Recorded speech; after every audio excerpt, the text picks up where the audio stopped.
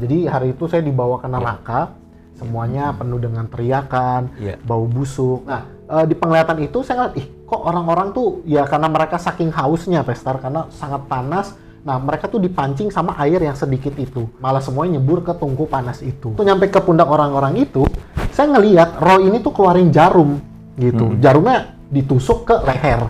Nah, terus dikeluarin lagi, ditusuk ke leher, ditusuk ke leher. Nah, masalahnya orang-orang ini tuh tetap ngomong, kok gereja ini nggak kayak gereja B? Kok pengajarannya nggak kayak begini sih? Tuhan menghampiri saya, Roh Kudus berkata begini, Ber, Nak, dia datangkan dengan lembut, dia berkata gini, mulai hari ini minta satu karunia. Saya pikir karunia gedung, jemaat, atau fame, atau apa. Dia berkata gini, minta karunia menyenangkan hati Tuhan. Wow. Karena tidak semua orang mengejar itu.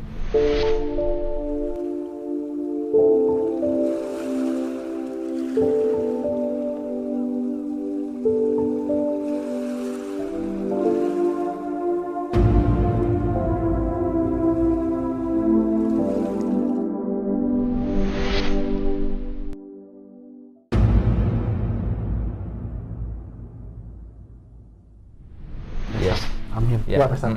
Sebenarnya ini berkesinambungan lah, Pastor. Jadi ada salah satu penglihatan juga, kebetulan hari itu. Coba kamu ceritain yang kamu alamin.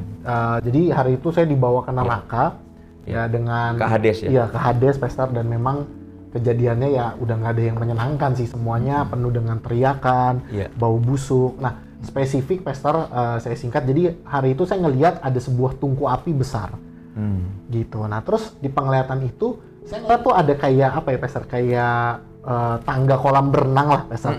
Itu yang mengarah ke tungku api itu. I see. Nah, di penglihatan itu saya ngelihat orang-orang tuh berbaris. Jadi sebelum mereka masuk ke tungku api itu, orang-orang berbaris dan ada iblis, itu roh jahat, dia tuh taruh kayak sebuah, saya kalau boleh bilang mungkin kayak atas sendok gitu, Pastor, kan sendok ada kepalanya, sekecil itu, dan ada air sesedikit itu, Pastor.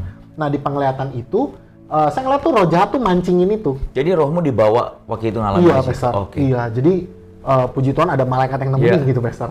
Nah, di penglihatan itu saya ngeliat, kok orang-orang tuh ya karena mereka saking hausnya, Pastor, karena sangat panas. Nah, mereka tuh dipancing sama air yang sedikit itu. Cuman memang di penglihatan itu ya mereka dipancing, malah semuanya nyebur ke tungku panas itu.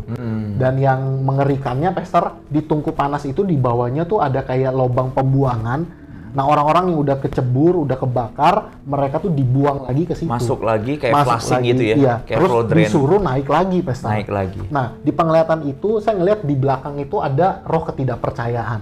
Oh, kamu lihat? Iya, Pastor. Bentuknya seperti apa? Nah, jadi saya ngeliat tuh rohnya itu tuh dia kayak gemuk sebetulnya, Pastor. Gemuk, tapi di dalam mulut dan perutnya tuh ada banyak burung gagak.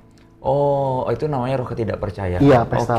Nah, ternyata di penglihatan itu kalau di dunianya, jadi beberapa minggu sebelumnya pernah lihat kejadian di dunianya, Pastor. Nah, ternyata roh-roh ketidakpercayaan itu, dia itu setiap kali ada orang yang nggak percaya tentang apa yang dilakukan gembalanya, terus nggak percaya juga tentang apa yang Tuhan suruh, nggak ada ketaatan, nggak punya tali ketaatan. Nah, roh jahat itu tuh ngirim burung gagak itu.